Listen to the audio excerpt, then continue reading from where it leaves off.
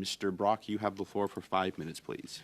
Thank you, Mr. Chair. Mr. Moore, I am so grateful you're actually part of the panel with the Auditor General. In fact, you're sitting right next to Mr. Hayes, the Deputy Attorney General, Auditor General, I should say.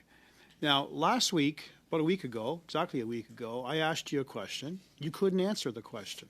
I wanted to know why you deliberately, your agency, the CBSA, not you personally, why the CBSA deliberately misled and lied to the Auditor General when saying that GC Strategies actually provided a proposal for the initial contract to work with the CBSA. That's what the CBSA confirmed to the Auditor General. The Auditor General confirmed that, in fact, that was false. So here's your opportunity to come clean to Canadians and to members of this committee. You, as a representative of the CBSA, why did you mislead the Auditor General? So as a representative of the CBSA, I do not believe the CBSA did mislead the Auditor General. There were different choices at that time, and one of the choices was to have an in-house developed project using staff augmentation, which is the GC Strategies. I'll stop you right there. Are you suggesting the Auditor General simply got it wrong?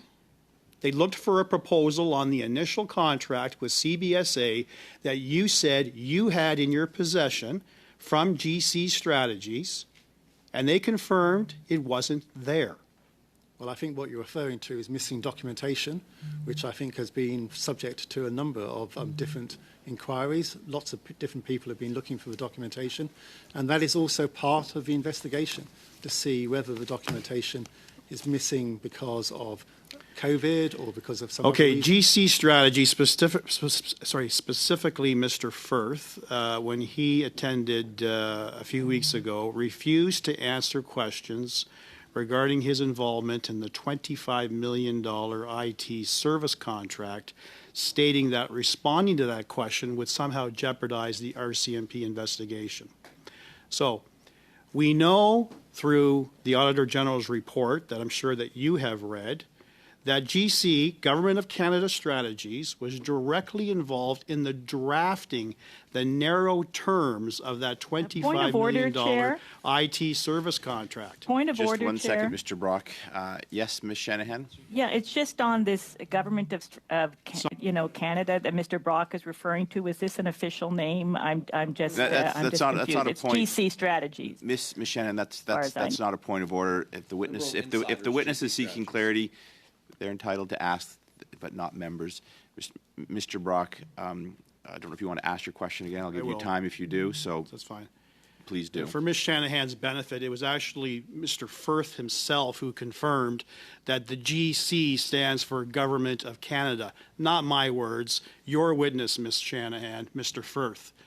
So, Mr. Firth, through GC Strategies, created their own terms, drafted their own contract, which surprisingly they actually won. 25 million tax dollars, Canadian taxpayer dollars. Who at CBSA allowed that to happen?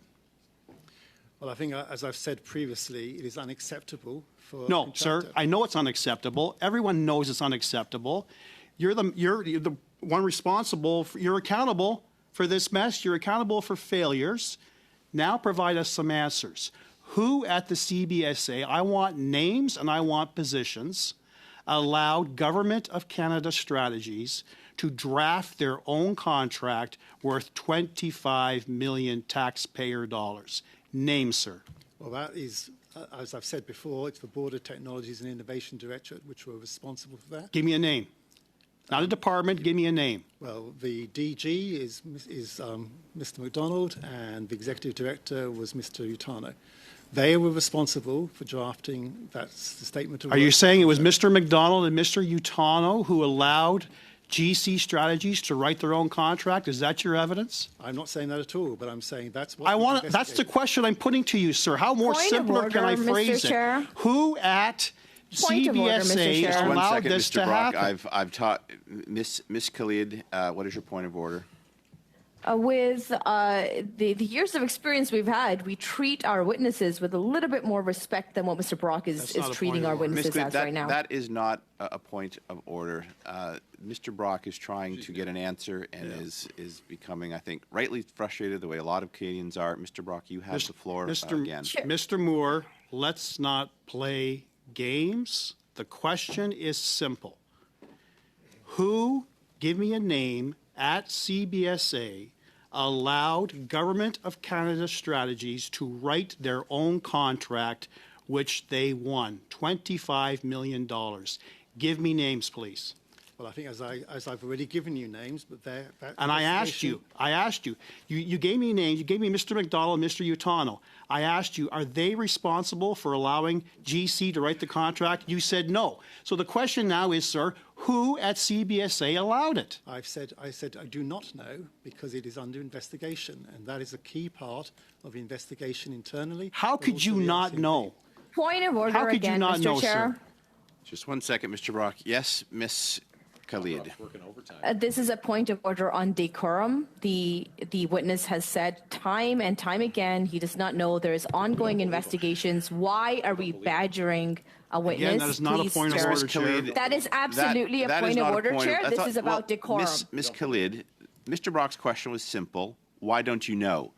That's what that was his question. It seems to be a valid question. You might not like how it's posed. I'm so sorry, Chair. I didn't know you became an agent for the Conservatives there. But he's a Conservative MP. To be fair, he's also the chair of this committee, which begs of him to be nonpartisan in his deliberations in how we operate as a committee. Yes, it does. Yes, Ms. Khalid, yes, it does. And I'll point out I've had my share of Conservative MPs who have whinged at some of the decisions I've made as well. So when I get it from both sides, I find myself right in the position I need to be. Ms. Khalid, Mr. Brock has the floor. His question was, why don't you know? That question is in order. Mr. Brock, you have about 40 seconds left. So you can ask for 6 minutes the same question. Okay, hold on. Miss Khalid, the more you talk, the more time. I'm going to start. The more you talk, the more time Mr. Brock has, because you're running into his time to get questions going back and forth.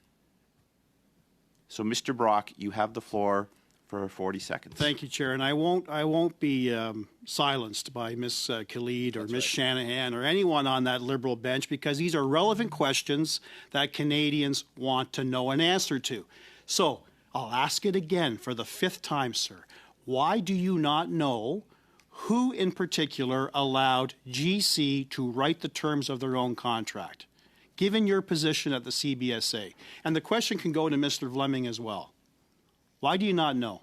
So actually, Mr. Hayes has helped me with the chronology in that Mr. McDonald actually left the CBSA on the 23rd of April 2021, and the first competitive contract awarded to GC Strategies was on the 16th of May 2022.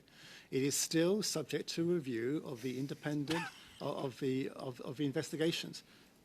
Once that has the investigation run by Mr. Lafleur. Mr. Brock, your time is up. I'm afraid I will come back to your bench.